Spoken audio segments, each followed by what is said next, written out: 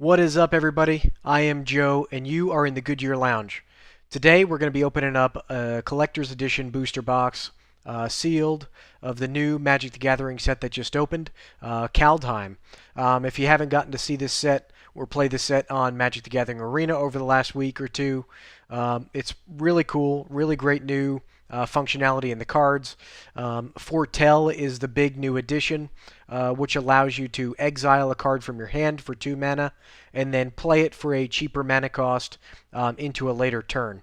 One big benefit of this is that if your opponent's playing any type of hand manipulation, you'll actually be able to send these cards into exile, which, as all these Magic the Gathering players should know, it's very difficult to interact with exiled cards outside of the game.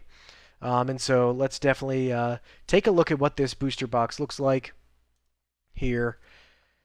And so here we are. There it is, the sealed collector's edition booster box. These retail, they're supposed to retail just under $300. If you have never opened a collector's edition booster box, one of the big things that are added into these packs is that you'll have 5 chances for a rare. And those rares can either be full art rares, or they can be the alternate art border rares, or they could possibly be a foil rare or foil mythic. And so each pack should contain at least 3 to 4 rares, with the possibility of getting a 5th. And so these boxes will be able to, give you bigger hits. But the downfall there is that you only get 12 packs. So the big thing, right, is that this is almost 2 to 3 times the normal retail value of what you can get in a regular booster box. So it depends on what you're really looking for. Is there a specific card that you want to go and get? My preference normally would be just to go to the store and buy that specific card. But opening some of these different products, keeps that Magic the Gathering spirit of cracking packs alive, and it is great, to see what you get to pull out of fresh packs. And so let's definitely get a move on here. We've got 12 packs to crack here, and one thing to note that we should be getting, and hopefully, we're trying to pull that new Vorinclex card. So let's open this up. All right. There we go. Get that plastic off. And there it is. Nice little box. I mean, they make the box really nice. Raid the realms. Collect the spoils. There we go. So there is the Wizards of the Coast definition. A collector's booster box is the ultimate way to add unique and exclusive cards to your collection. Tons of foils, special card treatments, and more await inside every pack if you're looking for the coolest cards available. So Wizards even knows they're pumping these packs with some really good pulls. And so let's get into some of these packs.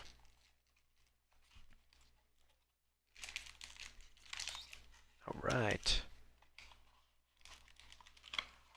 Here we go. So let's put the box aside. All right. Let's put these up here. So here's what the pack looks like. Pretty nice. Pretty cool. The alternate art in this set is really nice. Some of the best art I've seen in a while. I really like the Vorinclex card. Hopefully we get to pull it and show it off. But let's get into it. All right. Here we go.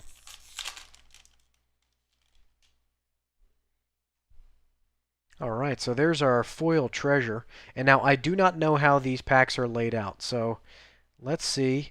Normally they keep the token in the back of the pack. So I'm assuming that, yep. So this is the common here. So let's lay that down real quick.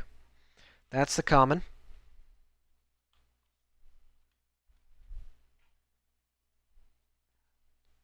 All right. So there's the common. We've got a Guardian Glade Walker, and I'll go through the first couple packs Because we're not opening a lot of the regular booster packs. Definitely going to go through them a little bit slower, mainly because we've got all of these cards to be foil, and it's great to see all of the foiling, the different foiling on all these cards. So Jarl of the Forsaken. And again, if you haven't played Magic Arena, some of these cards are very much going to see their way into standard play. And some of them, even the really good foretells, which hopefully we get to see some of them, some of the good foretell cards most likely will probably break some modern, break it into some modern games. Seize the Spoils, has additional cost to cast the spell, discard a card. You get to draw 2 cards and create a token. For those of you who don't know what a token treasure is, you could tap that treasure, sacrifice it, and add 1 mana of any color to your mana pool. Depart the Realm is a great card if you are playing in blue, especially in a draft format. You get to return target non-land permanent to its owner's hand. But the big thing here is that it has a foretell. And so it costs 2 to exile this card from your hand and put it into the exiled hand.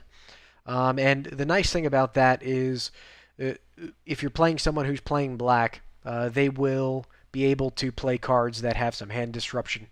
Maybe be able to discard some cards from your hand, look at your hand and discard cards. When these cards are in exile from your hand, that can't happen. They can't be targeted while they're in exile. So if you're playing and drawing a lot of cards, putting them into foretell, you'll be able to, in theory, build up a larger hand size than the normal 7 without needing to play some type of hand extension, either in an artifact or a land, which is pretty cool. Disdainful Stroke. For some old school Magic players, this card has been around for a while. It has some really nice new art. Looks like a massive wave coming in. To Grid Shadow. This is a cool foretell. Each player sacrifices 2 creatures. The big thing here is that you have to pay 2, and then you have to pay 4. So keeping mana up in between turns, or maybe waiting for one of the players to tap out and then forcing them to sacrifice 2 cards, that might be a good use for this card.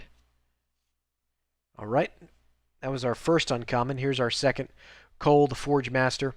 I've not gotten him to really work in draft yet, but overall I like his mana cost of 1 red, 1 white.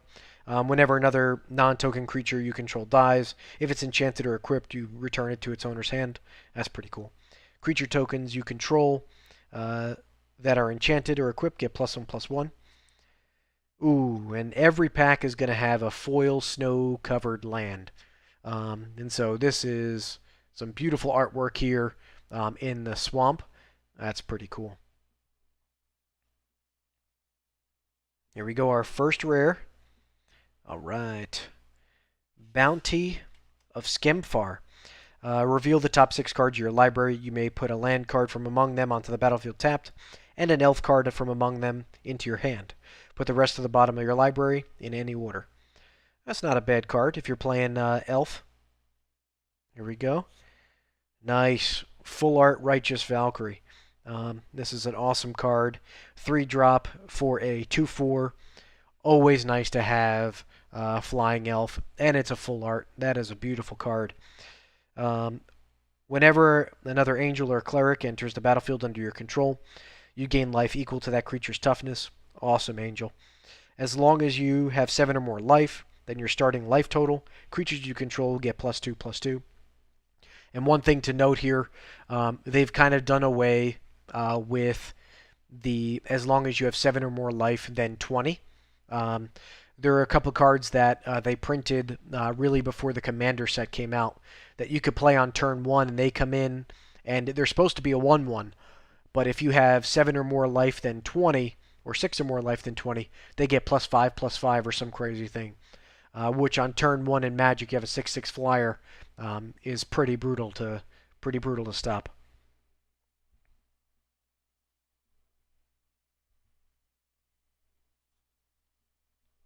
All right. Alrund's Epiphany.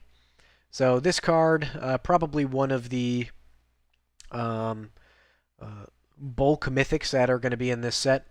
It costs a little bit too much to play, but because it is a foretell card, you can in theory bring the price down by 2 mana if you play it in 2 separate turns. But what it says here is create 2/1/1 blue bird creature tokens with flying, and then you get to take an extra turn after this one. Then you exile Alrund's Epiphany. And now remember, right, when you put cards into exile with foretell, you can recast them. So what's really nice about this is after the first time you play this card, even if you did not foretell it, you will be able to play it from exile. Foretell allows you to play cards from exile, as long as it says foretell. All right. The King of Skemfar. This is a really cool legendary elf. The really nice thing about this, obviously, you have the full art border here. But what you have is a really great Pauper commander. It has Menace. It's a 3/2, only costs 3 to play. Whenever he enters the battlefield, look at the top 5 cards of your library. You could reveal an Elf, Warrior, or a Tyvar card and put them into your hand. Put the rest on the bottom. That's an awesome way to skim through your deck, especially with a commander. Really, really cool. All right. Whoa. Here we go. Halvar, God of Battle. This card I've been drafting as frequently as I pull it. It is an excellent card overall. It has creatures you control that are enchanted or equipped have double strike. At the beginning of each combat, you may attach target aura equipment attached to a creature you control to target creature you control. So when he enters the battlefield, you're able to move an equipment for free without paying the equipment cost or an aura. Normally, you're not able to move auras once it's attached to a creature, so that's really cool. And then if we look at the back here, we're going to flip this. We look at the back. You could also play it as Sword of the Realms. Equipped creature gets +2/+0 and has vigilance. Whenever the equipped creature dies, instead of going to the graveyard, you return it to its owner's hand. That is an absolute bomb. This card is excellent, and I'm very happy that we got to pull it in its full art form. That is beautiful. All right. Another great card here, Vega the Watcher. Probably one of the best uncommons in the set. If you are playing Foretell, whenever you cast a spell from anywhere other than your hand, you get to draw a card. And in blue-white, you're normally playing in the Foretell colors. And so this is a great card if you're playing draft. To draft, if you don't have a great rare, this is a great pack one, pick one. Definitely worth drafting if you're going to try and play around Foretell. Oh, look at that. That is absolutely awesome. Varagoth, Bloodsky Sire. It is a 3-drop, 2 colorless, and a black mana. Legendary creature, Demon Rogue. It has Death Touch and Boast. So Boast is a really cool function and format addition and ability. Here, when the creature attacks, you can pay the Boast cost. When you pay the Boast cost, specifically for this card, it says target player searches their library for a card, then shuffles their library and puts that card on top of it. So this has a built-in, whether you want to call it a scry or a built-in tutor, which is absolutely amazing. That is a super cool card. It's a 3-drop, 2/3, and it has Death Touch. So it's going to be tough for your opponents to try and block, because most of the time your opponents are not going to want to trade with a Death Touch creature. So really great card there. And then we have the final card here. This is going to be the foil double-sided token that we have. Really cool. Treasure. All right, so that was a great first pack. And so now that we've seen some of these cards, let's try and speed it up here, huh? All right. So that's cool. This token here, Elf Warrior, that is sick. All right, here we go. Carful Harbinger, 2-drop, 1/3. You could tap it and add a blue. You can only spend that mana to cast an instant or sorcery spell. Code Spell Cleric. This is a great one drop. It is a lot of casting your second spell cards in this set, and this is an awesome card because when he enters, if you casted him as a second spell on your turn, you're actually able to put a 1/1 counter on a target creature you control, and it can also be him. So if this is your, say you play a sorcery or an instant, and then you cast this, he comes in for a 1-drop as a 2/2 with Vigilance. That's really great common. Haggy Mob, 4 colorless and a red. It's a 5/4 with Boast. When you boast him, when they attack, it deals 1 damage to any target. Good way to finish off a creature you just damaged. Foil Ice Tunnel.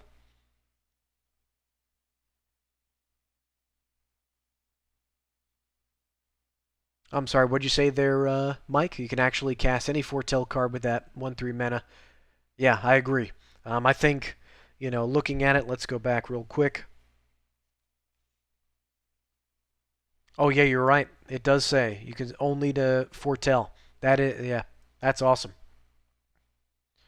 That does make it better in draft, especially with the fact that it's only 2 and it has a 1/3. Great butt. Good late round pick in draft. Ice Tunnel enters the battlefield blue black. That looks really nice. It's a good looking foil. Cinderheart Giant. I've really struggled to play this out when I've drafted it. It just costs too much. 7 mana for a 7/6 trample. The really nice thing is that when he does leave the battlefield, it deals 7 damage randomly, and it is to a creature. So if he leaves the battlefield and they have all of their creatures, or they don't have any creatures on the battlefield, it's just 7 mana or 7 damage that goes to waste.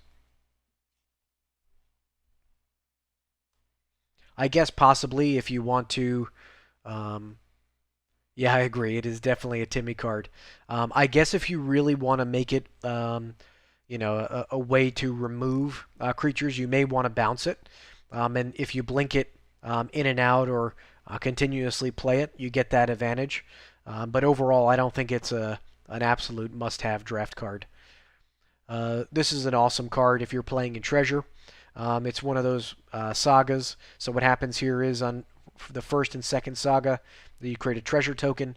Then you get to search your library for a card named Havlar, God of the Battle, or an equipment and reveal it. And so if you were not here before, we actually pulled the full art Halvar, God of Battle. So that is a sick card.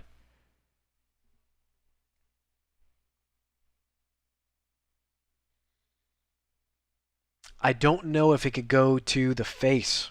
It says creatures only. Oh, I see what you're saying. Makes excess damage go to the face. You're right. Talvor, the god, the red god, that's in this set. Hopefully we pull him so we can, see what that. Uh, oh, or have a double strike. Right, it hits twice. That's right. That giant card that hits twice.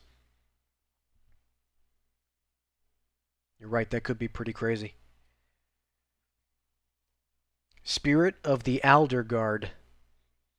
4-drop, 3, colorless, and a green. Snow bear, snow creature, bear spirit. When he enters the battlefield, search your library for a snow land, reveal it, put it to your hand, then shuffle your library.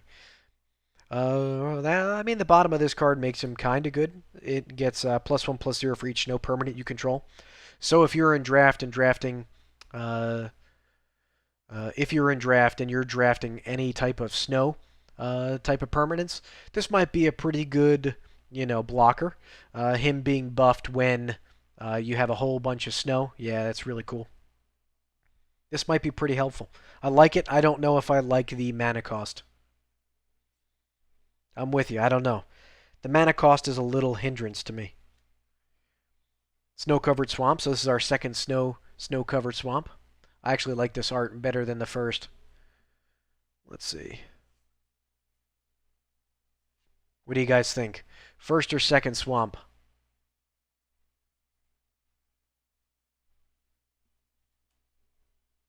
All right. What do we got? We're into the rares. Alright, so Elder Fang Venom. Attacking L's you control have Death Touch. Oh, mama. Whenever an elf you control dies, each opponent loses 1 life and you gain 1 life. That is sick. Now that. Now that is a commander powerhouse. Whew. And it's in green-black. That is sick. Oh, 7/7. The Cyclone Summoner. Look at that full art. That looks really cool. 7/7 Giant Wizard. It costs 7 to play. A lot of really big mana creature spells here.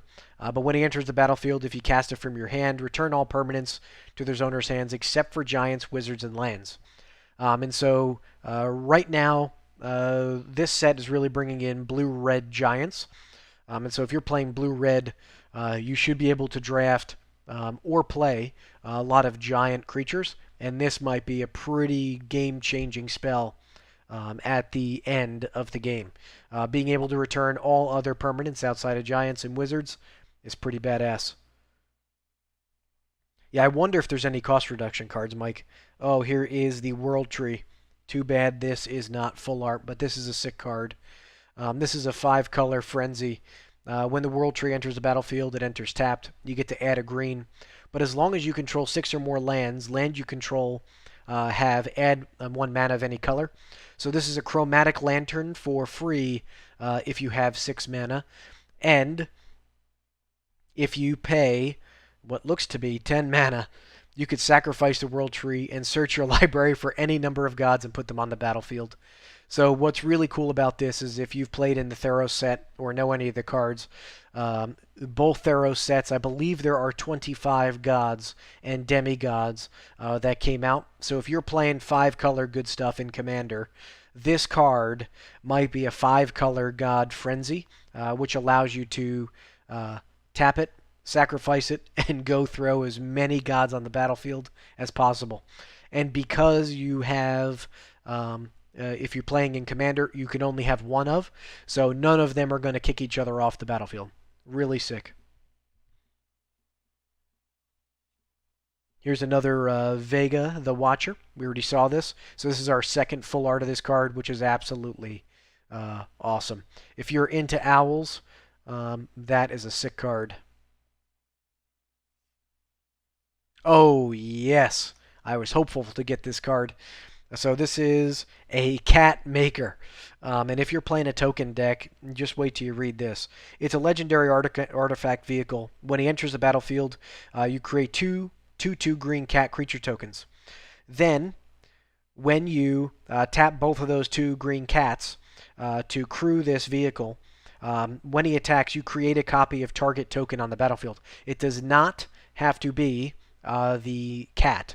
So say you're playing green-white and you're creating angel tokens, or you're creating warriors, things of that nature. You can create a copy of any token that's on the battlefield that you control. Really cool card. All right. Kroll, the Forge Master. Here's his alternate art. We already saw this card, but in its normal format. This is whenever a non-token creature you controls dies. If it was equipped or enchanted, you return it to your hand. Really cool card there. I just don't know if you could get it to work in a draft format. You would really need a lot of cards to come your way to be able to get this to work. The Cosmos Charger. It has a foretell, or it is specifically for foretell. It costs 4 to play, and it has flash. And foretelling cards from your hand cost 1 less to be done on any player's turn. And so what I would need to understand here and look up is, does this lower the cost of actually foretelling the card, or is this the mana cost of the foretell? Mike, you may know if this is for both ways, because if it is, this card may be absolutely broken. If you could foretell cards from your hand for 1 mana and then play them out 1 mana cheaper, that might be pretty badass. And then we are on to the end. We got that foil spirit token as well as the elf warrior. So a really nice pack there. So we're doing really well.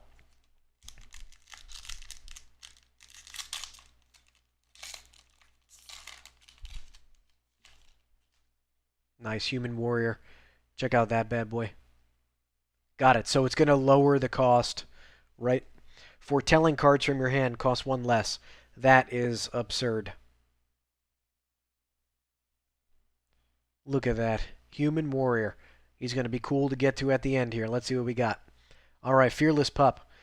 Mike knows all about the Fearless Pup. This guy is a pain in the ass if you get him out turn one in a draft format. He can become, especially if you're going to be enchanting him, it's a really good common. Behold the Multiverse, another great card. Let's see if we can refocus here. Sorry about that. Behold the Multiverse. You can foretell this for 2.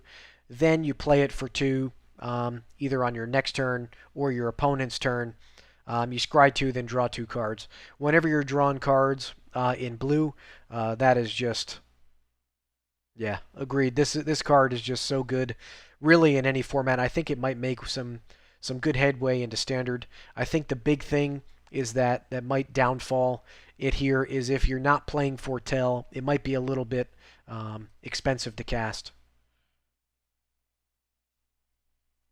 The Masked Vandal, another good card if you're playing an artifact deck or an enchantment deck.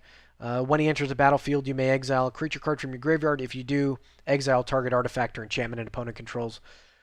That is a great, possibly great commander card. It may make some waves in commander. Say in a elf deck, if you don't know, shapeshifters are any creature type. So this would trigger any type of +1/+1 lords.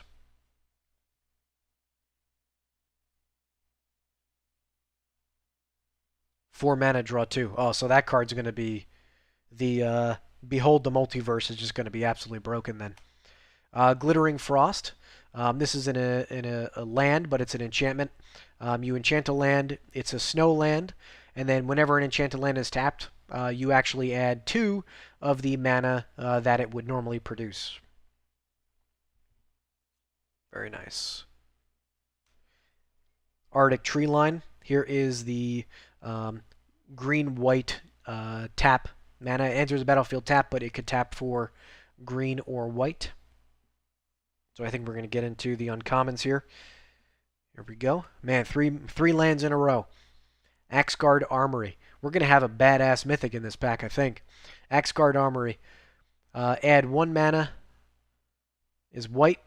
Oh, we're struggling here. Let's refocus. All right, there we are. Yeah, I agreed. I think the art in this set is awesome. Sacrifice Axgard Armory. Search your library for an aura card and or equipment card. Reveal them, then put it into your hand, then shuffle your library. That's pretty nice. Kaya's Onslaught. This is just an absolutely busted trading card. So if you trade, if you're trying to trade with one of their big creatures, and you've got, say, a 2/2 or a 3/3, and you just, you swing, it is a good combat trick.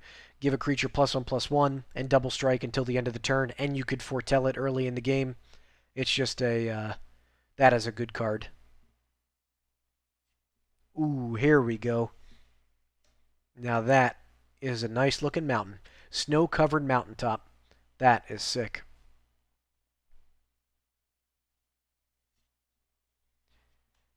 There we go. We're on to the rares here. Sage of the Beyond. Another expensive blue card, but it says spells you cast from anywhere other than your hand cost 2 less to cast. So they are blue and white are all over Foretell. And so this allows you to spend 2 less to cast for Foretell cards from the exile, which is absolutely sick. And the fact that you get a 5/5 flyer with that ability, it may actually be worth that mana cost. But overall, I would think you may want to try and foretell this out, mainly because it does cost 7, and spending 7 mana on 1 turn may be a little bit too rich. Reckless Crew. This is another good card. Create X 2/1 Red Dwarf Berserker creature tokens, where X is the number of vehicles you control, plus the number of artifacts you control. I'm sorry, equipment you control. For each of those tokens, you may attach an equipment you control to it. That is an excellent card, especially if you're trying to go wide. And there is a saga that deals with berserkers, and so that saga says whenever the whenever a berserker attacks, you draw a card, which is, if you have that saga out and you create some, 3 or 4 berserker tokens, that may be a really cool play. Oh, mama. Look at that. A foil Valky, God of Lies. Oh, Mike, this card was absolutely insane. When he enters the battlefield, each opponent reveals their hands. For each opponent, exile a creature card until it leaves the battlefield. X, choose a creature card, exile with Valky with converted cost of X, and it becomes a copy of that card. That is beautiful. And then on the back, I believe is a Planeswalker? Yeah. Is Tybalt, the Cosmic Imposter. This card is just absolutely sick. And so as he enters the battlefield, you get an emblem with you may play cards exiled with Tumult, Cosmic Imposter, and you may spend mana as though it was any, holy cow, any color to cast those spells. +2, exile the top card of each player's library. -3, exile target artifact or creature. -8, exile all cards from graveyards. Woo! That is beautiful. That is a sick card. And then right behind it is a awesome human wizard, Inga Rune Eyes, 4-drop for 3/3. When he enters the battlefield, just scry 3. When he dies, draw 3 cards if 3 or more creatures died this turn. That is a really cool card. Blue is going to always have some of the best draw spells, and popping it on a creature like that, that's pretty cool. You got a 3/3, and you get to scry 3 the moment you play it for 4 mana. That's pretty cool. Oh, Burgalicious, God of Storytelling. Legendary creature god. Whenever you cast a spell, add 1 red mana until the end of the turn. And the ticker here is that it does not phase out when phases end. This is this is an awesome card. Creatures you control can boast twice. So if you're playing a boast deck, you are going to be able to boast twice. And a lot of these boast abilities are going to be pretty broken. And on the back of this is actually a really cool artifact. You could discard a card, exile the top 2 cards of your library, and you may play those cards this turn. I don't think the artifact's as good as the creature here, but in Commander, it's nice to have the variable between cards. You never know what you're going to need when you're playing different people.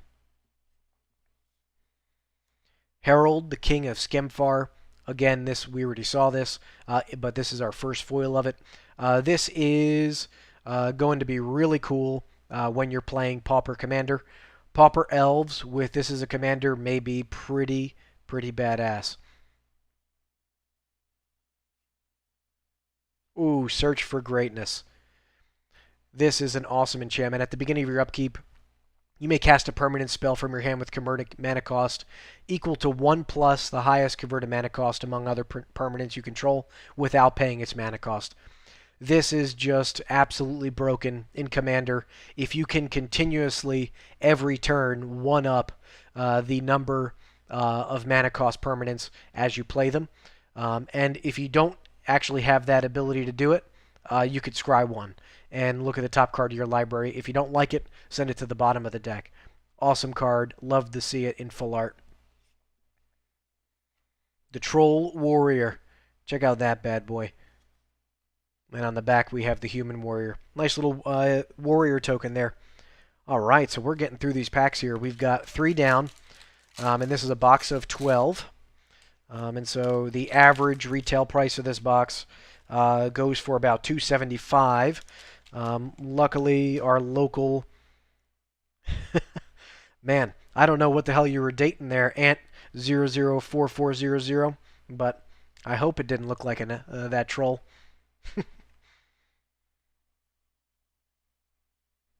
All right. Notvold Recluse. He's a 4/2, 3-drop. Nice little reach card for green. Grim Draugr, 3 drop, 3/2. He gets +1/+0 if you tap 1 mana and a snow mana, and he gains menace until the end of the turn. That's a nice little play if you have a whole bunch of snow permanents and snow lands. Duskwielder, creature elf berserker. It's got boast, 1 drop. Oh my goodness. The poor women in your guys' lives being called trolls, I just don't know. I feel so badly for them. I don't know how they deal with such animals. Boast. 1 drop, 1/2. Target opponent loses 1 life and gains 1 life. This card is just, if you get it out on turn 1, it can deal a lot of damage. You're probably getting 3 or 4 damage on your opponent with this card alone through turns 1 through 3. And overall, I think this is a really great common for draft or even sealed. Battlefield Raptor, again another really good common for white. It has flying and first strike, 1 drop, and it's a 1/2. Great little card. Vault Robber, 2 drop, 1 colorless, and a red. Exile target creature card from your graveyard. Create a treasure token. So if you're trying to play any type of treasure dragons, which have also come out in this set, so hopefully we get to see him a little later, this could be nice to be able to pump up the total number of that would be my optimal deck. A whole bunch of these Battlefield Raptors. I take every one on every turn. Sacrifice this artifact, add 1 mana of any color. If you have some of those treasure hoarding dragons, I do not believe they're legendary, but they may be. Hopefully we get to find out by opening one. But getting him out on the battlefield early would be huge. Doomscar Titan, 6 drop, with 4 colorless and 2 red, 4/4. When he enters the battlefield, creatures you control get +1/+0 and gain haste until the end of the turn. Mike, correct me if I'm wrong, but I do believe that Doomscar Titan would get first turn would be a 5/4 with haste, which would be pretty cool. That'd be a nice little card there. Does cost a lot to play. 6 mana. But, again, you have a foretell cost there, so you may be able to get it out a little bit earlier. Dual Strike, great card. You actually play this, and what it does is, overall, cast your next instant or sorcery spell with converted mana cost 4 or less this turn, and then you get to copy it and choose new targets. And you have a foretell, so you could keep this in foretell, and whenever you have a big bomb, overall, instant or sorcery. This might be good for a Niv Mizzet deck. Right before you're playing, you're about to storm off, you play this, and it's going to double everything. That's pretty badass. I think we're going to get a mana here, and I know a lot of people love the blue mana, the snow-covered islands. They are great looking. Let's see, can we go right into a saga? Nice. There we go. Raven's Warning. 3 drop, 1 colorless, white, blue. Create a 1/1 bird creature token. With flying, you gain 2 life. Whenever one or more creatures you control with flying deals combat damage to a player this turn, look at that player's hand and draw a card. That's awesome. And then the third saga, you may put the cards you own from outside of the game on top of your library. That is a nice little ability there. So, say you put maybe Vorinclex, just in your little sideboard there. You may be able to throw Vorinclex right on the top of the library. Hell yeah there, Kev. Looks like you downloaded MTGA. I can't wait to play you later. Remember, don't put any money in. You're able to play, get gold, and, play for free. That's the beauty of Magic, is that now you can play for free. You don't have to go crazy and spend a couple $100 on a box of cards. Tundra Fumarole. It's a snow sorcery. 1 colorless, 2 red. Deals 4 damage to target creature or planeswalker. Add a colorless for each snow mana spent to cast a spell. And you don't lose that mana as it shifts through phases. That is awesome. Look at that. And it's full art. That is beautiful card. Super cool. Too bad it's not foil. Let's see what we get here. Ooh. There we go. Snow Instant. I just love seeing the foil cards here. 3 colorless and 2 blue. Scry X, where X is the amount of snow mana to cast to spell. Then you draw 3 cards. Whew, that is a beautiful thing. So what you're probably going to want to do is at least spend 3 snow mana, so you could scry 3. So you can know exactly what 3 cards you're going to be grabbing. Or if you don't like those 3 cards, just send them right to the bottom of the library. Nice little spell. Ooh, this is a cool little shapeshifter. It's a changeling, 2 colorless, 1 green, 2 blue. Little expensive, but when he enters the battlefield, he enters as a copy of permanent you control, except it's a legendary snow. In addition, and if it's a creature, it enters with 2 +1/+1 counters, which is a pretty nice little bonus there. So if you've got a really good card on the battlefield, you may be able to play this and have it out there for 2 specific creatures. Nice. Ooh, another god. Jorn, the god of winter. 3/3 for 3. 2 colorless and a green. Whenever he attacks, untap each snow permanent you control. This card in the early game, especially in green, if you have a lot of snow mana, this is going to be huge because you're going to be able to untap all your permanents going into your second main, and then possibly play out, some extra creatures for blockers. And on the back of Jorn, let's not get ahead of ourselves. Back of Jorn, we have the Kaldheim, the Rim Staff. 1 colorless, a blue, and a black. You may play target snow permanent card from your graveyard this turn. If you do, it enters the battlefield tapped. Again, in Commander, these types of cards that offer dual ability, that you can either play it as Jorn, as the god, or you could play it as an artifact. Really cool card. Svella, the Ice Shaper. Really cool looking art. Honestly, I don't care what this card does. I think this is a really cool looking full art or alternate art, whatever they're calling these. But what it says is 1 colorless, 1 red, 1 green. It's a legendary snow creature, troll warrior.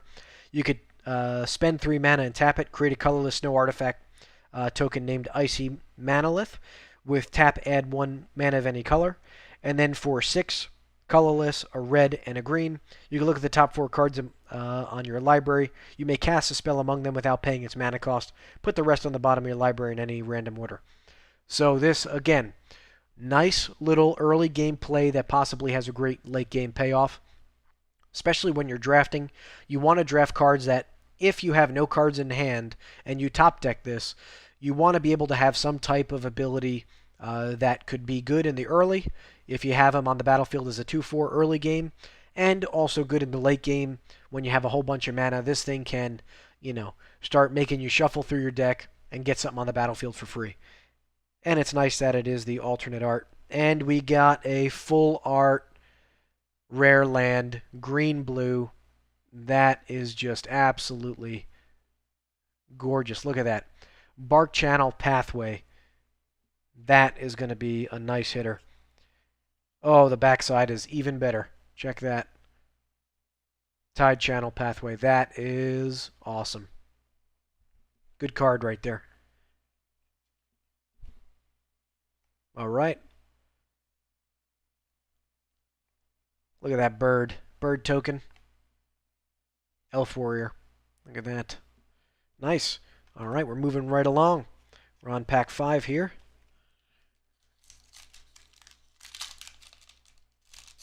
So I know we went through a whole bunch of cards here, but what do you guys think? What's your favorite card that we pulled so far, and what would you guys want to build the deck around? Anything really in particular? Here we got the Story Seeker. Again, another early game. It may not be able to get a lot of damage in, but it's going to give you a whole bunch of life. 2-drop, 1 colorless. I agree with you. Niv Mizzet. I think that's Mike's favorite card. Upsettingly, Niv is not in the set.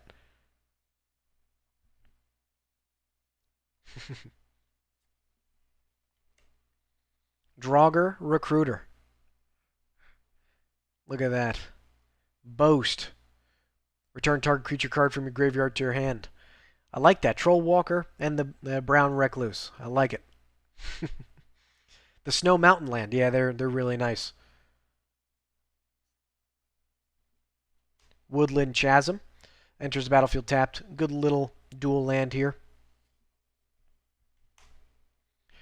Ooh, Annul. Counter target artifact or enchantment.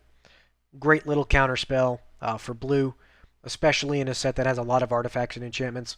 You may be able to, really piss somebody off. Possibly counter one of those god cards. Stalwart Valkyrie. Another really good card, 3/2 flyer. Instead of paying 4 mana, you could pay 2 and exile a card from your graveyard instead of paying 4 mana. Nice little card. Vega the Watcher. There is the normal art of it. Aunt, I know your wife loves owls. This is a 3-eyed owl. If you didn't get to see the full art of this card before, they are absolutely gorgeous. Nice thing about this is if you're playing Foretell, you're going to get a lot of payoffs with that by drawing extra cards. The Rune of Flight. This is our first rune that we pulled today through 5 packs. They seem to be the rare uncommons. Going through draft in this format was not able to pull a lot of these, but they are really nice. They cost 2 mana. There is a rune of every color. And the cool thing about this is that when it enters, you draw a card, and then each of the colors gives its specific color ability. So blue gives flying, green gives trample, black gives death touch, red gives haste, and white gives lifelink. Very nice. Nice little snow-covered mountain. Looks like it's actually a snow-covered volcano, and it's erupting. Pretty cool. Pact of the Serpent. Choose a creature card. Target player draws X cards and loses X life, where X is the number of creatures they control of the chosen type. Ooh, that's pretty nice. So if you're playing any type of tribal deck, whether, possibly be elves, this might be a really nice sorcery card where you get to draw X cards and, X is the number of creatures on the battlefield of that chosen type. Very cool. Downfall there is that you're losing X life, but drawing that many cards could be a great payoff. Rise of the Dreadmarn. Very cool. 3, 2 colorless, 1 black. Create 2 or X 2/2 black zombie berserker creature tokens, where X is a number of non-token creatures that died this turn. Really cool card. You're going to be able to hopefully go wide, but most of the time you're probably going to get 2 or 3 2/2 zombies out of this, which, if you foretold this, you might be able to get 3 or 4 zombies for a 1 black. That's a nice card. Oh, there's the Chariot again. We actually pulled this in the full art, but it wasn't foil, so cool to see it in foil. When he enters the battlefield, you create 2 green cats, and then whenever you attack, you create another cat. Nice little card. Ooh, alternate art, Finn the Fangbearer. This is a great card if you want to win by poison counters. It's a 2-drop, 1/3. And it has Death Touch, and it says whenever a creature you control with Death Touch deals combat damage to a player, instead of just getting the damage, they also get 2 poison counters. And if you don't know what a poison counter does, whenever a player has 10 poison counters, they lose the game. Really cool. So if you're playing a Death Touch deck, that is a must-have inclusion now. Ooh, look at that. Orvar the Allform. It's a 3/3. 4-drop, and it's a changeling. Whenever you cast an instant or sorcery spell, if it targets one or more permanents, one or more other permanents you control, create a token that's a copy of the one of those permanents. That is absolutely amazing. When a spell or ability an opponent controls causes you to discard a card, create a token that's a copy of target permanent. This card is absolutely busted. I've not seen this card yet, but reading it for the first time, I can see how this card can be absolutely broken. All you have to do is play really low cost instant spells, get something on the battlefield, and just start making copies of it. That is absurd. Whew, that's great. I like that. Another cool Morite of the Frost. This time we've got it in foil, and it's the alternate art version. This is the one that when he comes in, he creates a copy where he actually becomes a copy of a card on the battlefield, and it gets 2+1/+1 counters on it. Very nice. Ooh, this pack was absolutely crazy. Coma, the Cosmos Serpent. It costs a lot to play. It's 3 colorless, 2 green, 2 blue, 6/6, can't be countered. At the beginning of each upkeep, you create a 3/3 blue serpent creature that's named Coma's Coil. You could sacrifice another serpent, the ones it's creating, and then you get to choose one. You tap target permanent. Its activated abilities can't be activated this turn, or Coma gains indestructible. That is absolutely awesome card, and it's foil. That's super cool. Probably not one of the more expensive cards in the set, but overall, it is absolutely gorgeous. Look at that alternate art. Oh, really? You've gotten to play against it, huh? It's pretty tough to defeat. I can't imagine actually spending the mana to cast this bad boy. You got to be in a really long game to be able to get this thing on the battlefield.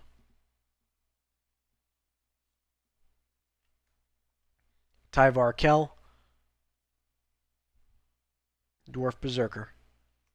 Alright, so we're halfway through the box.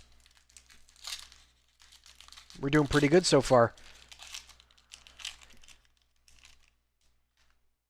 I don't know how many of the alternate art foils we get in the box, but I think that, or I'm sorry, alternate art foil rares, how many we get, but I think that's our second or third so far, so we're off to a pretty good start with that. Snakeskin Veil. Put a 1/1 counter on target creature you control. Gains hexproof until the end of the turn. So this card, great little card if you're trying to protect something that's on the battlefield. King Harold's Revenge. Another really good card. Upsettingly, it is in an instant speed. You have to cast it before combat, which is a little tough. But what it says is until the end of the turn, target creature gets +1/+1 for each creature you control, and it gains trample, and it must be blocked. So if they have something on the battlefield or just one creature and you want to get rid of it, this is a great card to play. Swing in, you take it out. Iron Verdict. An awesome foretell card. Deals 5 damage to targeted tapped creature. You foretell it. You cast it from foretell and slam a creature that's attacking you for 5 damage. That's pretty nice. I've had great luck with this card in draft. Demon Bolt. Demon Bolt deals 4 damage to target creature, a planeswalker. And very similar to the last card we just looked at of Iron Verdict, but in red it deals 4 damage, and it allows you to deal it to a planeswalker, and it does not need to be tapped. Augury Raven. This card has been an amazing foretell card. It is a 4-drop, 3/3 flyer, but if you foretell it on turn 2, you get it out in turn 3, and it is just an awesome card. 3/3, good attack, good defense, and it's got flying. A nice card. Usher of the Fallen. 1-drop, 2/1, and it has Boast. You create a 1/1 white human warrior creature token. I have not seen this card, and that is awesome. If you're trying to go wide, this card will definitely be able to do that for you. Especially, if you get this out on turn 1, turn 2, you're going to Boast. And if you don't have another creature to be able to play, you get a 1/1 on the battlefield with it. Very nice card. This card is okay. I wouldn't say it's excellent, but the nice thing about this is that the first saga here allows you to destroy a non-land permanent an opponent controls. And so for 4 mana in green-black, that's a nice little functionality just for 4. But then you actually get some extras here. You get to search for a forest card put on the battlefield, and then creatures you control gain Death Touch until the end of the turn. This card is a great little combo for Finn the Fangbearer, where all of your creatures that have Death Touch deal poison counters. So if you're going wide in green or black and you play this card, all your creatures get Death Touch. You swing in, you have Finn on the battlefield, game's over. Nice little combo there. Snow-covered plain. I think this is our first foil plane that we got, and it is very nice. A little bland. I wouldn't say it's one of the best looking manas in the set, but overall nice little card.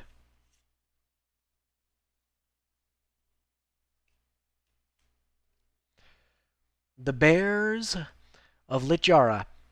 3 mana, 1 colorless, green, blue. You create a 2/2 shapeshifter creature token with Changeling. You have any number of target shapeshifter creatures you control, have a base power and toughness of 4/4. It doesn't say for the turn, so I'm assuming if you have a lot of shapeshifters, all of them will become 4/4s instead of 2/2s. Choose up to 1 target creature or planeswalker. Each creature or power with 4 or greater you control. Wow. Do you equal... Alright, let me just read that again. Choose up to 1 target creature or planeswalker. Each creature with power 4 or greater you control deals damage equal to its power to that permanent. That is pretty cool. Good little removal for a good planeswalker on the battlefield.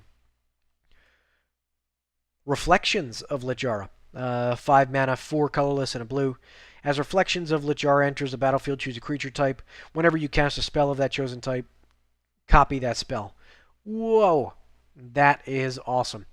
So whenever you play a creature, you're playing 2 of them with this on the battlefield.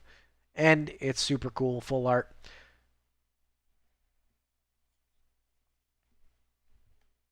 Ooh, there we go. Got another Barkway channel. This time we aren't full art, but still a really great card. Those dual mana rare lands are excellent. Beautiful card. Maja Britgard, the Protector. This is a nice little lord. The upsetting thing is it does cost a lot, but it gives all your creatures you control +1/+1, and it has a landfall effect. For some reason, they didn't write it as landfall. I'm assuming because they just wrote landfall from Zendikar. But whenever a land enters the battlefield under your control, you create a 1/1 human creature token. Kazuma, God of the Voyage. Full art. Upsettingly, it's not foiled. Or is it? Let's see. Nope, not foil. 3-drop, 2/4. It's a god. At the beginning of your upkeep, you may exile Cosma. If you do, it gains whenever a land enters the battlefield under your control. If Cosma is exiled, you put a voyage counter on it. If you don't return Cosma to the battlefield, or I'm sorry, yeah, if you don't return Cosma to the battlefield with X/1/1 counters on it, and draw X cards, where X is the number of voyage counters on it. Absolutely insane god. For 3, this card, if you see it in draft, if you're playing it in sealed, you're going to have a great time with this. The ability to have a creature, ability to, pump it up, the ability to draw cards, there's just no downside for it, and it's a 3-drop. It's very difficult to defeat this card.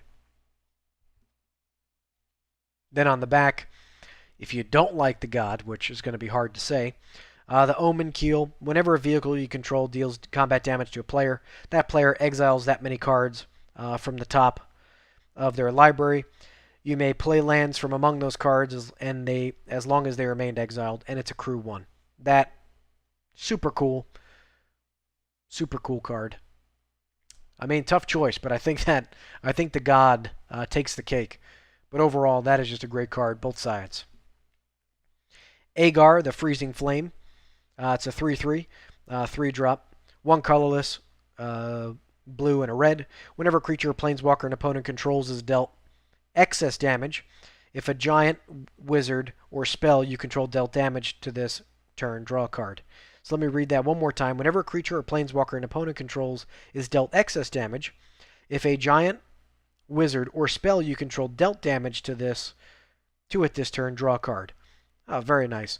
So what this is saying is if you deal excess damage to your opponent's creatures or planeswalkers, you actually get to draw a card if the damage was dealt by a giant, wizard, or a spell. Very cool.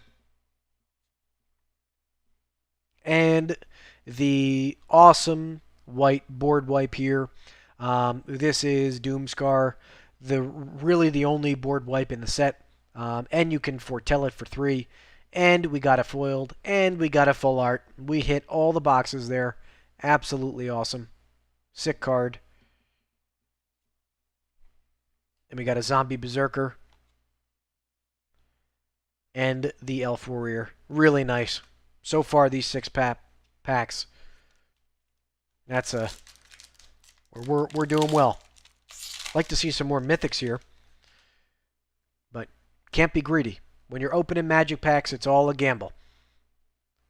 Alright, we got a treasure, so we know what we're ending with. Hopefully there's some treasure in this pack. What do you guys think? Master Sklad. Scald, I don't know how the hell you say that. When he enters the battlefield, you may exile a creature card from your graveyard. If you do, return target artifact or enchantment card from your graveyard to your hand. Nice little play there.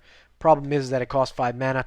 If you're playing an enchantment deck, it might be nice to be able to return it. Taskiri Firewalker. 3-drop, 3-2. Exile top card of your library. You may play that card this turn. Kinda nice. The problem is that if you're playing this card, you have to boast it. You may have already cast some spells. You got to keep a lot of mana up for your second main. And if you're really trying to play in red and you're trying to deal a lot of damage, you may not have that excess mana on your second main phase. But overall, it might be a good card if you're trying to play for that boast effect. Raven Form. Little bit of argument here if we like this card, but it is a 2 colorless and 1 blue. You exile target creature or artifact, and its controller creates a 1/1 blue bird creature token with flying. It's tough. I think this is a good card. You know, I think if your opponent has, say, you know, a 6/6 out, trading it with a 1/1 flyer might be a really good play. But if this is the only card in your hand and they've got, you know, a whole bunch of stuff on the board, it may not really do you any good. But I'd like to play with it a little more to see if it actually is any good. Wings of the Cosmos. This is a really nice combat trick. Give your creature +1/+3 in flying. That's a nice little way to protect your creature in an attack. Axguard Braggart. This card has been really good for me. This boast effect, you know, you could get him, you know, to be a 3/3, a 4/4, a 5/5 pretty quickly whenever you attack, especially if you're pumping your creatures. This guy can become very dangerous for your opponent very quickly. Immerstorm Skullcairn. This is one of the uncommon lands. It does not tap for 2 different colors of mana, but it does have a dual mana color effect. So for 4 mana, 1 colorless, a black, and 2 red, you could sacrifice this and it deals 3 damage to any target player. Then that player discards a card. Activate this ability only on your turn as a sorcery. So really nice little effect. This card has actually killed me in a game because I was not expecting to see that and only had 3 life left. Path to the World Tree, 2 color. I'm sorry, 1 colorless, 1 green. Path of the World Tree enters the battlefield. Search your library for a basic land card. Reveal it. Put it into your hand, then shuffle your library. Then for 2 colorless and 1 of every color, you could sacrifice Path to the World Tree. You gain 2 life, draw 2 cards. Target opponent loses 2 life. Path of the World Tree deals 2 damage to up to 1 target creature, and you get to create a 2/2 bear creature. So again, if you're playing that 5-color Friends God deck, you may be able to, you know, slip this in there and, you know, get a bear, draw 2 cards, gain 2 life, you know, deal 2 damage. That might be pretty nice. Nice little card. Then we got a Snow-Covered Forest. Super cool. Love these basic manas. So far, that Red Volcano has been my favorite. Then we're going right into a rare Cosmic Intervention. 4-drop. For permanent you control, will be put into a graveyard from the battlefield this turn. Exile it instead. Return it to the battlefield under its owner's control at the beginning of the next end step. And you can foretell this. This card is absolutely amazing. It's a great way to blink a card. We saw that Cinder Giant before. If you're playing white-red, you may be able to attack with a Cinder Giant. He's got trampled, deals some damage. Blink him out, he exits the battlefield, and then deals 7 damage to a random creature on on the battlefield. Super cool. Nice little play there. And it has a foretell. You get to play it for 2 mana. You can't really beat that. The Old Growth Troll. This is actually a pretty decent card. Don't be afraid of the 3 green mana in the top. Because the nice thing here is he's a 4/4 for 3 mana. If you're playing straight green, you're not going to have any problem casting him. When he dies, if it was a creature, so the first time he dies, you return it to the battlefield. It's an aura enchantment with enchant forest you control, and the enchanted forest has tap, add 2 green. And for 1 mana, and you sacrifice the land, create a tapped 4/4 green troll warrior creature token with trample. So, if you play this card, you have the ability to get a 4/4 on turn 3 if you're playing straight green. When he dies, he comes back on the battlefield. Now you have a mana that taps for 2. Or, if you really need a creature, you could sack that mana and create a 4/4, and you pretty much create him again. A really cool card. Ooh, nice little rare saga here. King Nefari's Betrayal. 3-drop, 1 colorless, a blue, and a black. Each player mills 4 cards. Then you may exile a creature or planeswalker card from each graveyard. Until the end of the turn, you may cast spells from among cards exiled with Nefari's Betrayal. And you may spend mana as if it was any color to cast those spells. And you get to do that for 2 turns. Very cool.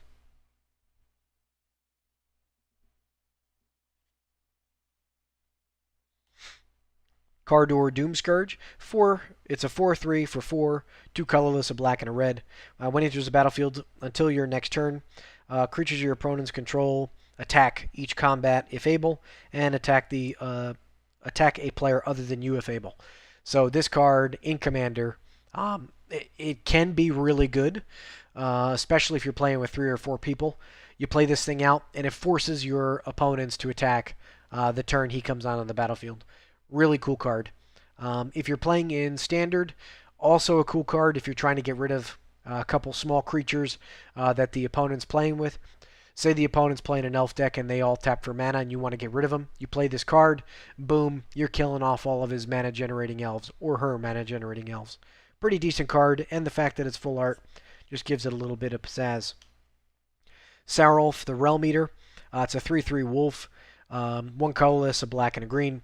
Whenever a permanent an opponent controls is put into a graveyard from the battlefield, put a 1/1 counter on Sarulf, the Realm Eater. Very nice. At the beginning of your upkeep, if Sarulf has 1 or more 1/1 counters on it, you may remove all of them. If you do, exile each other non-land permanent with converted mana cost less than or equal to the number of counters removed this way. Woo! This card is very nice. Being able to exile a whole bunch of cards at once, as long as you could keep this thing on the battlefield, that's really cool. This might become a really nice little commander. I don't know if there has been wolf commanders yet, but I think there's probably enough green and black wolves to be able to support this in a commander deck. Very cool. Finn the Fangbearer. Nice, we got him again. This time foil and full art. Really cool. This is the Death Touch guy who deals poison counters. Very nice. Ooh, look at that. Full art foil Eradicator Valkyrie. It is a 2 colorless, 2 black, 4/3 flying, lifelink, hexproof from Planeswalkers. Boast. Sacrifice a creature. Each opponent sacks a creature or Planeswalker. This card is absolutely awesome. Wow. Woo! That thing is sick. This is the first time I'm seeing this thing. And I get to see it as a full art. That is awesome. Great card there. And then we are to the token. Very nice. We're moving right along. We got a bear and a treasure. All right, getting into pack number 8. I think this is pack number 8. Very nice. Well, we're going to end with an elf. Let's see what we got. Koma's Faithful.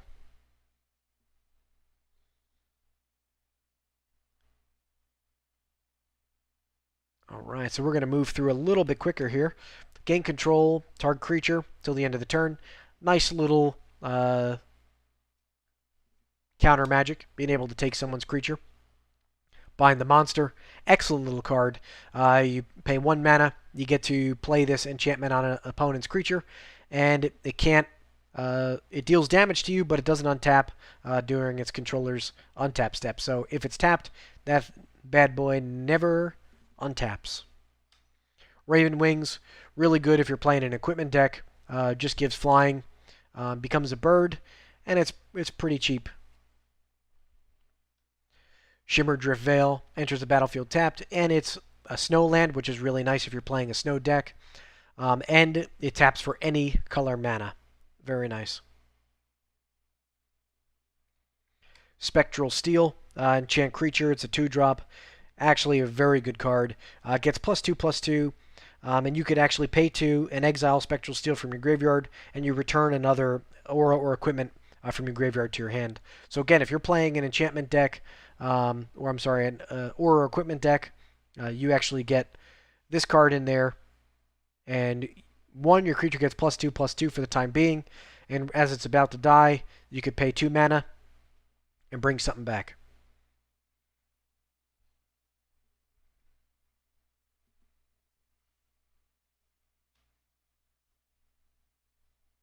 All right, what do we got here? The 3 Seasons. Mill 3 cards.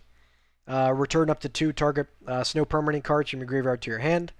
Choose 3 cards in your graveyard. Their owners shuffle those cards into their libraries. Look at that. Super cool. I like that card. Especially if you're playing with snow permanents. And speaking of snow permanents, check out this bad boy. Snow-covered swamp. We've already seen this one, but again, these foil swamps are very nice. What do we got here? A mythic in the... so this spot of the pack normally is just a rare. So this is an extra mythic in the box. Renar the Ever Watchful. It's a 4-drop Spirit Warrior 2/3. You got 2 colorless, 1 white, 1 blue. It's got flying and vigilance, and the first card you foretell each turn costs 0 to foretell. Man, this guy is the foretell commander. Check out this guy. Whenever you exile 1 or more cards from your hand and our permanents from the battlefield, create a 1/1 spirit creature token with flying. This thing is going to be a foretell commander, and I believe there's going to be more than enough cards to be able to make a foretell deck. That is absolutely sick. Love that. Super cool. Glorious Protector. This is actually a great angel. I played with it quite a few times. 3/4 with flash. When it enters the battlefield, you may exile any number of non-angel creatures you control until Glorious Protector leaves the battlefield. Really nice thing here is that you could play it for its foretell cost on turn 3, and it has flash. So if you go, say you're playing a red deck wins, and they're going wide, and they swing in on turn 3 with a whole bunch of goblins, you can declare blockers, play this, all of your cards get exiled, come back in, and all those blocks go to nothing. Then you got everybody ready to swing on your next turn. Super cool card. Faceless Haven. This is the rare Snowland. So it taps normally for a colorless, but you could pay 3 snow mana, and it becomes a 4/3 creature with vigilance, and all creature types until the end of the turn, and it's still a land. So with this mana, just becomes a creature with vigilance, and you don't have to sacrifice it. Really cool card. Vega the Watcher. Man, we've pulled 3 or 4 of these things already. It is the alternate art version of the Foretell Bird. When you play a Foretell card or anywhere from your hand, whether you're playing it from the graveyard or from Foretell, you get to draw a card. Really nice. And then we've got an awesome red-black full art mana here. This is absolutely beautiful. Check this thing out. Ooh, I love that. Always good to get full art mana. They're always worth something. Neferi, Betrayer King. I can't talk. We've got a 5-drop, 4/3, 3 colorless, a blue, and a black. Other snow and zombie creatures you control get +1/+1. And for 3 snow mana, you return him from the graveyard to the battlefield tapped. That card is just absolutely awesome. I've played it quite a few times in Sealed, as well as in Draft. And the fact that you could bring him back pretty much, whenever you want is pretty amazing. Ooh, boy. Valky, the God of Lies. This is the full art, and wait till you see the other side, because we've already pulled a Tybalt, but this is going to be the full art Planeswalker.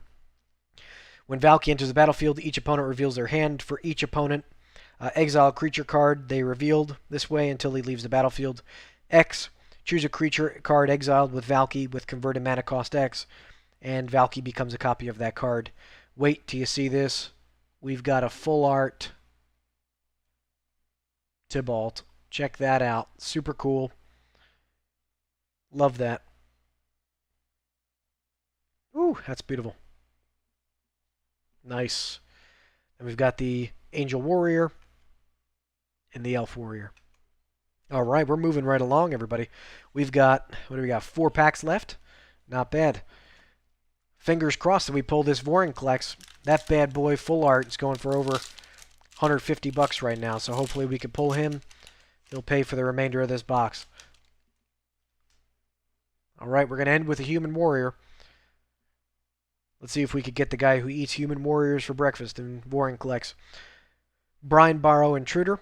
When he enters a battlefield, target creature and opponent control get -2, -0 until the end of the turn. Nice little card. It's got flash, so if you play this when the opponent is attacking, you're probably going to hit them off guard and probably kill their creature. Village Rites, excellent card. You have to sacrifice a creature, then draw 2 cards. The play here is you block with one of your creatures that's about to die. You sacrifice him, and then you draw 2 cards for 1 mana. Very nice. Wither Crown, undecided on if this is a really good card, but very much like the other blue card we saw, this card allows the opponent to, or I'm sorry, you play it as an enchantment, then that opponent's creature can't attack or block, and it has a base power of 0, and if you don't sacrifice it, it deals 1 damage to your opponent every upkeep. Beskar Shieldmate. When he dies, you create a 1/1 white human warrior creature token. It's actually pretty good. You're getting 2 creatures for the price of 2 mana, and you have a 2/1 turned into a 1/1. Very nice. Snowfield Sinkhole. Nice little snow mana, plain swamp. Really nice looking mana.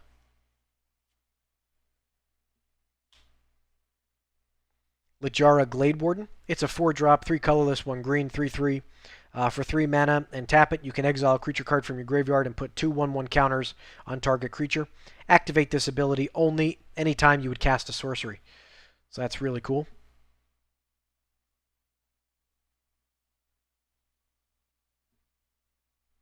Alright, Crush the Weak. This is a nice little card if you're not playing a go-wide deck, because what's going to happen is it's going to kill all your creatures. But it deals 2 damage to each creature. If a creature dealt damage this way would die this turn, exile it instead. And so you foretell. Now, what might be really cool here, come to think of it, if you're playing a foretell deck and all of your creature cards on the battlefield have foretell, when they all die, they all go to exile, which then means you could then foretell them all back to the battlefield. So maybe not as bad as I thought. Nice little snow-covered swamp. Already saw that. Here's that giant berserker. The Surtland Flinger. I wonder if he's got Flinger attached. This is my first time seeing him. 3 colorless, 2 red. He's for a 4/6. A little expensive, but whenever Surtland Flinger attacks, you may sacrifice another creature. When you do, Surtland Flingers deals damage equal to the sacrificed creature power to any target. If the sacrificed creature was a giant, it deals twice that damage instead. Holy cow. So, Fling was a card that was printed, I believe, back in Kaladesh. And so what Fling says is you sacrifice a creature, you deal X damage, where X is the power of the creature sacrificed to target opponent's creature or the target opponent. This is an awesome little card because you get a Fling every time you attack. That is sweet. Really like that card. Ooh, I thought we were going to get the dragon. This is the Dragonkin Berserker full art, 2/2, one colorless, one red. Its first strike, boast abilities you activate cost one less to activate for each dragon you control. And this has boast itself, and it creates a 5/5 red dragon creature token with flying. Super cool because if you start playing dragons, or if you create dragons with this card, the boast is going to continuously become cheaper. Really cool card. Whoa, I didn't know there was a squirrel in this deck. So this is Toski, Bearer of Secrets. It's a 4-drop. This spell can't be countered. It's indestructible. When he attacks each turn, if able, and whenever a creature you control deals combat damage to your player, you draw a card. Very nice. He's indestructible. I really like that card. Super cool. And he can be a squirrel commander. Look at that. Ooh, very nice. We've already seen this. This is the 3/3 human wizard. You pay 4. It comes in. You scry 3. And when it dies, if 3 or more creatures died this turn, you get to draw 3 cards. Really nice. Oh, this is our 3rd Bark Channel Pathway. Really good card. Whoa, look at that. We got 2 of the eyes. Very nice. Same pack.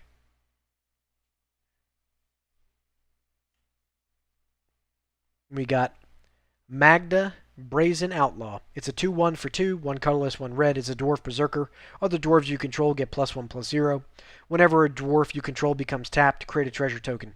Sacrifice 5 treasures. Search your library for an artifact or dragon card. Put that card onto the battlefield, then shuffle your library. Woo! That is awesome. So, when you're playing a dwarf tribal deck, and you attack with your dwarves, or you're tapping your dwarves, you create a treasure, and this is for any dwarf you control. So that's super cool. That is awesome. So I believe if you tap 5 dwarves, you're going to create 5 treasures with this card out. Then you sacrifice those treasures and you put a dragon onto the battlefield. Really like that card. Super cool. That's the only way to tap them. Look at that. Love that. All right. Got a couple more packs here. All right, we still got a couple mythics left to pull, I believe. Let's keep our fingers crossed for that Vorinclex. Tormentor's Helm. Equipped creature gets +1/+1. Whenever equipped creature becomes blocked, it deals 1 damage to defending player. Actually, a pretty decent little card. Played with it quite a few times in Sealed and in Draft, and it's always done well for me. Struggle for Skemfar. It's a 4-drop, 3 colorless, and a green. Put a 1/1 counter on target creature you control. Then that creature fights up to one other creature that you don't control. And with Foretell, that's always a nice little play when you're trying to get rid of a big creature on the battlefield. Craven Hulk, it's a 4/4, and it's a 4-drop. It can't block alone, which doesn't really make it a great blocker, but a 4/4 attacking, and it's a giant. If you're trying to play a giant tribal deck, might be pretty nice for you to put in for a 4-drop. Mammoth Growth, another great combat trick. This time it comes with a foretell cost of 1, so you don't have to keep a lot of mana up during your phases, and it gives +4/+4 to one of your creatures. Very nice. This card actually is pretty good. It's a 3/7 for 6. It's a 1 colorless and a black. Exile a creature card from your graveyard. Target opponent loses 3 life. The nice thing about this is that you're not going to be able to get it out early. So in theory, your graveyard should be loaded up with some creatures that have already left combat. When that becomes the case, every turn you're dealing 3 damage to your opponent without having to attack. That's pretty nice.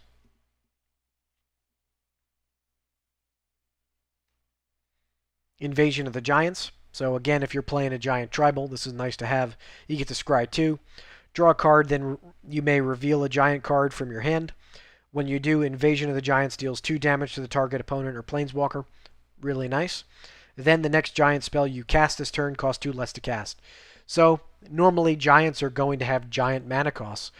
So being able to reduce the mana cost of those giants pretty early in the game in theory on turn 5, you're going to be able to play something big.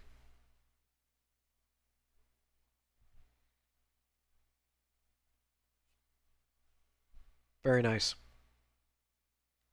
Rune of Mortality. Here we go. We're starting to pick up some runes. This is our second rune we've gotten. This is the black rune. You get to tap 2, play it out onto a permanent. When it enters the battlefield, you draw a card, and that enchanted permanent, it could either be an equipment or a creature, has a death touch. Very nice. Snow-covered plains. Let's see, does that say anything on those tombstones? Nothing. Really cool.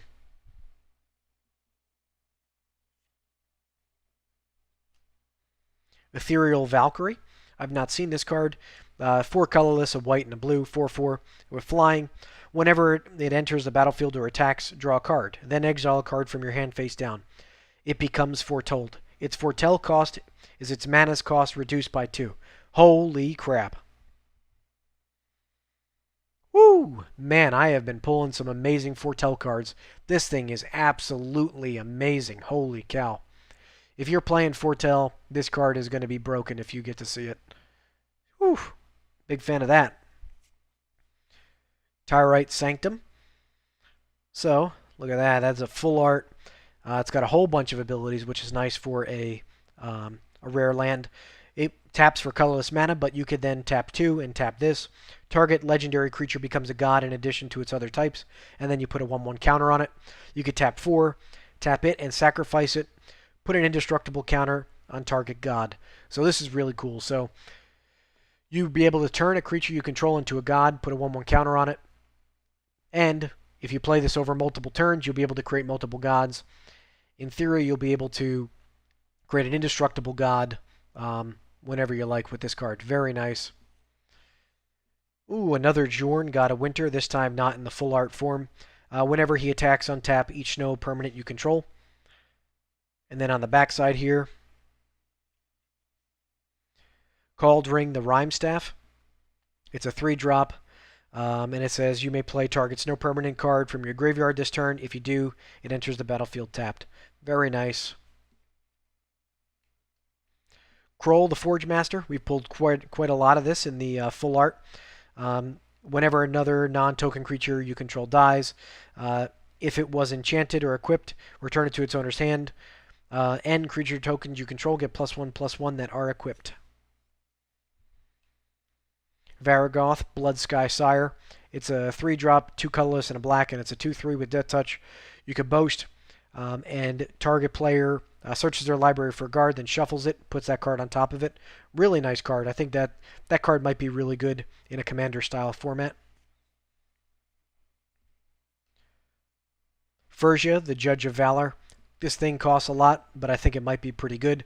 It's 2 colorless, a white, and 2 black. And what it says is it has flying and lifelink. Whenever you cast your second spell each turn, look at the top 3 cards of your library. Put one of them into your hand, the rest into your graveyard. Really cool little card. Ooh, there's that full art foil World Tree I was hoping for. There we go. Very nice. I think this is just going to entice me to go and create a 5-color fun commander deck. I'm assuming Progenitus is going to have to be my commander. There we go. Love it. Ooh, there's a Coma's Coil. We pulled that card a little earlier. Very cool. We're down to 2 packs here. We're going to have to get some last pack magic here to get Vorinclex. I'm sure my friends are not hoping for me to pull the Vorinclex, so they don't get Vorinclexed. Warhorn Blast. Nice little foretell card. Great combat trick. All of your creatures get +2/+1. Costs a little bit, but if it's at the end of the game and this is in foretell, for 3 mana, you're going to wipe the floor with your opponent. Pretty nice. Doomscar Oracle. This is the first time I think we've seen this card. The second spell you cast each turn is going to gain you 2 life. Very nice. And with Foretell, you're going to be able to play him out for 1 mana. Undersea Invader.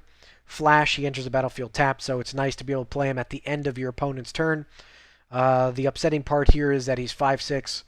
I'm sorry, that he costs 6 mana to play for a 5/6. That's a little pricey for a guy with barely any text. Um, Not something you may want to play. Gold Vein Pick. Nice little equipment. Cost 2 to play, 1 to equip. Equipped creature gets +1/+1. Whenever the equipped creature deals combat damage to a player, create a treasure token. That's pretty nice if you're going to go and play a dragon deck. Remember that card we saw a little earlier? You could sacrifice 5 treasures and go and find a dragon from your deck and put him on the battlefield. That's pretty cool. Mistwalker. This has turned out to be a pretty good card in draft. It's a 1/4 flyer. On turn 3, maybe a little slow, but he has the ability to turn him into a 4/1 late into the game with a flyer. Could change the outcome of the game with that little ability. I like that. I wouldn't recommend drafting him early, but if it's something you got to deal with, if you're trying to play flyers in blue, might be, nothing really too bad. Frenzied Raider. Whenever you activate a boast ability, put a 1/1 counter on Frenzied Raider. Is a 2/2. Not too bad, but you got to have a whole bunch of boast. The Great Hall of Starnheim enters the battlefield tapped. You get to add 1 black mana, and you can pay 3 and sacrifice Starnheim, create a 4/4 white angel creature token with flying and vigilance, and then you activate that ability only anytime that you may cast a sorcery. So you can only do that on your turn. Snow-covered island. Nice little island there.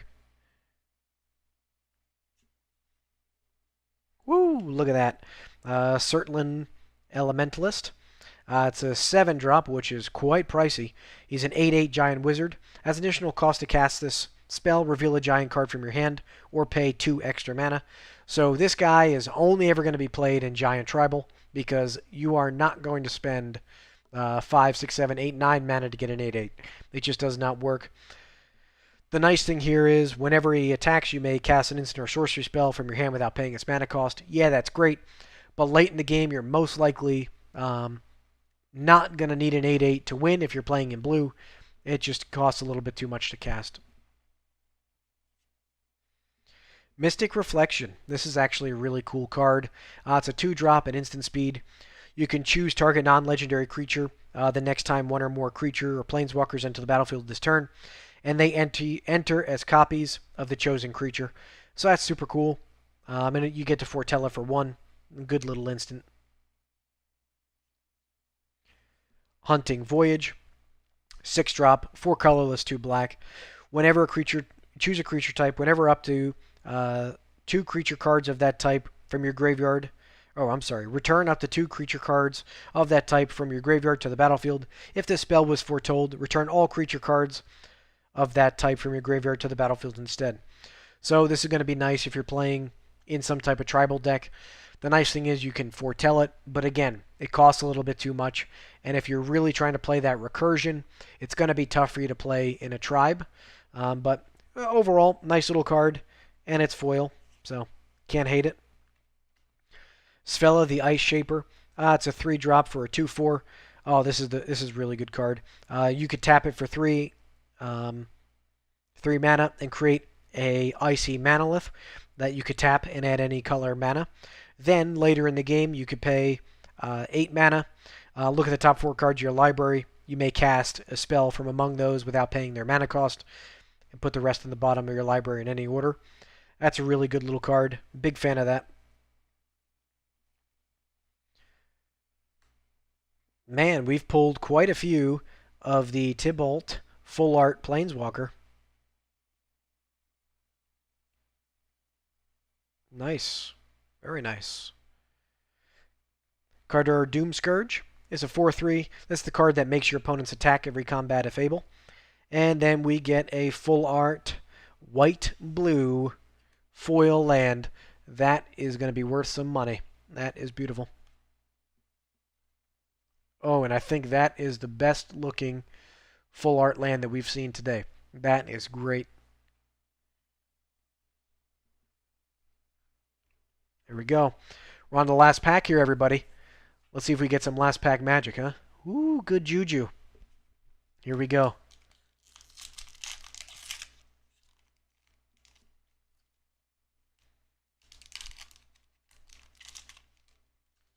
Alright, we got an Elf Warrior. Let's see if there's any good treasures here. The Sculptor of Winter. You can untap target snowland, which is really nice. Strategic Planning is a nice little scry card. One of the issues with it is that you got to throw 2 of those cards to your graveyard.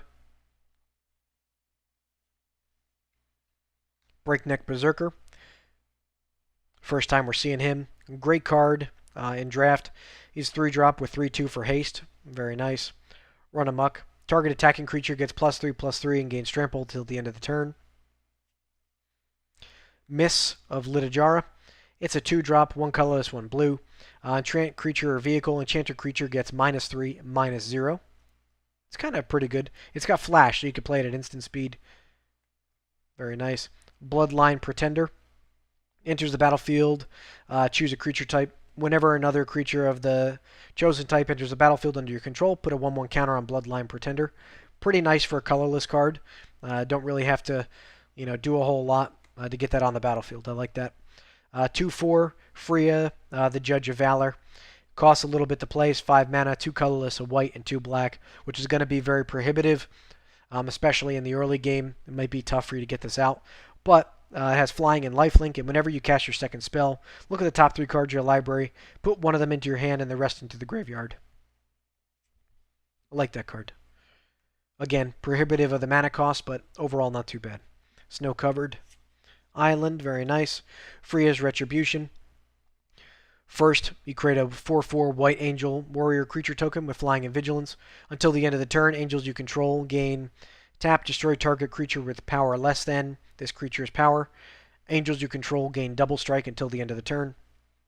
Awesome. Dream Devourer, very nice. Each non-land card in your hand without Foretell has Foretell. Woo, I like that. Its Foretell cost is equal to its mana cost reduced by 2. Love this card. Whenever you foretell a card, it gets +2/+0 until the end of the turn.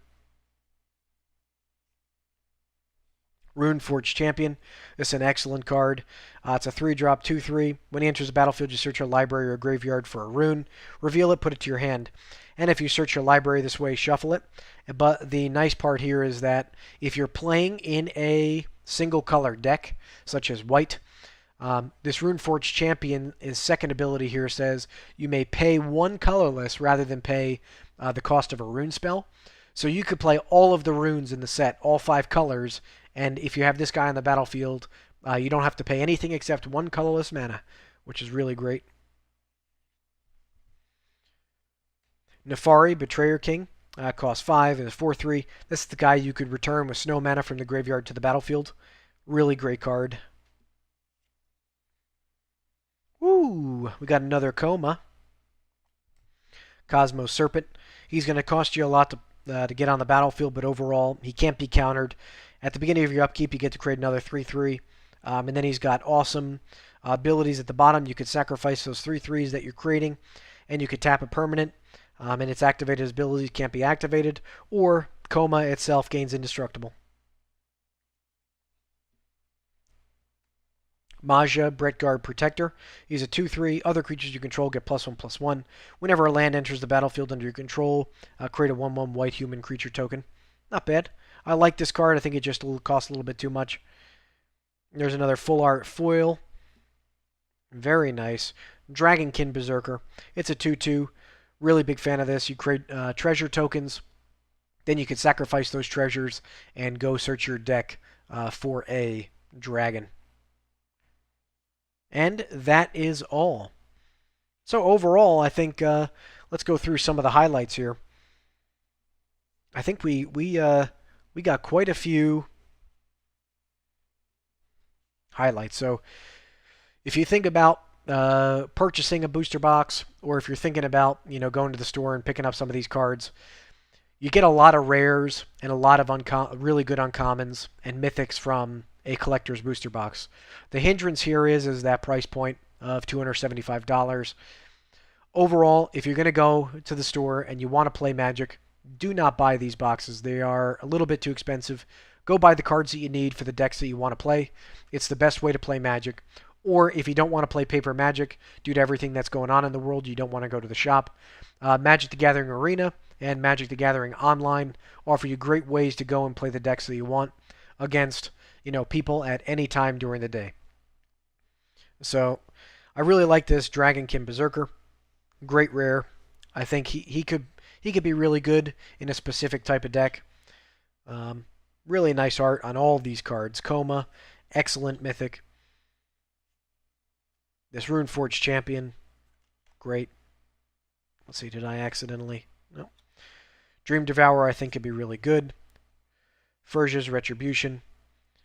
This beautiful dual land. Tibalt.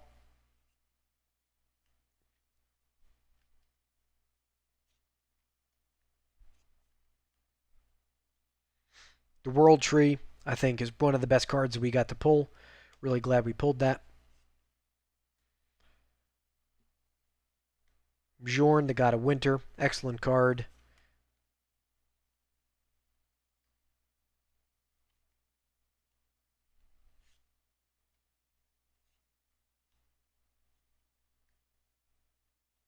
This might be a little bit of an underrated card. I love the fact that it's indestructible.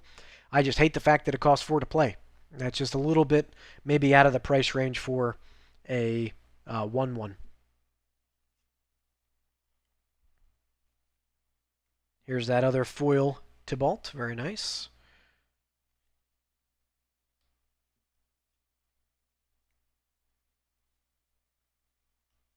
Faceless Haven. Pretty good snow mana. Glorious Protector. Beautiful art. Um, this card. Here's that I believe is going to be the Foretell Commander. They had to make him. First card you foretell each turn costs nothing to foretell, which is absolutely broken. Normally it costs 2 mana. This thing costs nothing. Whenever you exile one or more cards from your hand, which when you foretell, permanents from, you create a 1/1 flying spirit creature token with flying. Very nice. So that's on when you play an exiled foretell card and when you foretell it. The Eradicator Valkyrie, another awesome art. 4/3, great card. Finn the Fangbearer, I think, is going to become one of these cards in the set that a lot of people are going to be pissed off to play against. I think Death Touch decks are going to become a thing, and everybody hates Death Touch decks. The Realm Eater, beautiful card. Old Growth Troll, Cosmic Intervention, nice card. Path to the World Tree, Doomscar foil, full art. That's going to be worth some money because it's the only board wipe from this set. Here's that Blue God, which is absolutely amazing. There's another Protector. Another foil dual mana. I believe this is the blue-green. It is. Bark Channel Pathway. We pulled quite a few of him. Reflections of Littlejar is a really good card. Usher of the Fallen. It's an alright card. Here's Coma. Full art foil. That's a beautiful card. The All Form. This card is absolutely amazing. Another Finn the Fangbearer. Great card there. The Chariot, which I think is going to become really fun to play with in a token deck because you're going to be able to copy tokens that are on the battlefield. Bark Channel Pathway. That's the card we just saw. The blue-green dual mana. Jorn, the God of Winter. This is his full art version. Awesome.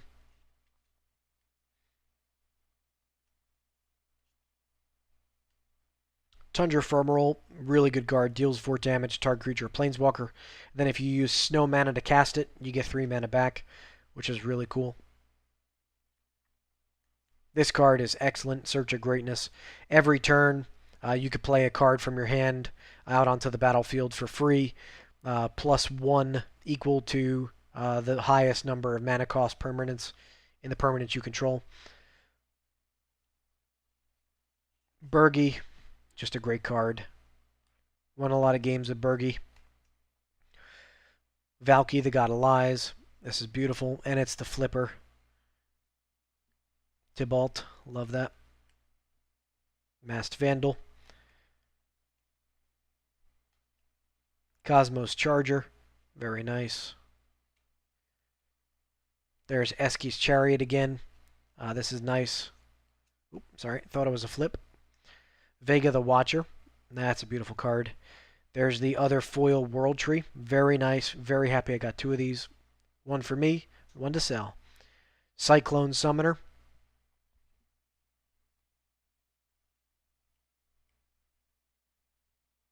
Nice.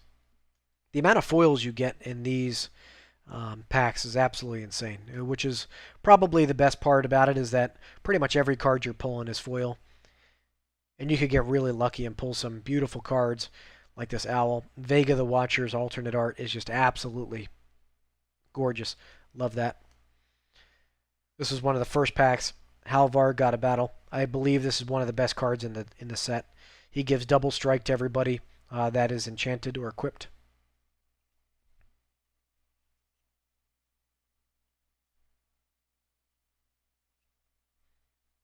Very nice. And so that's everything, everybody. Really appreciate you joining in.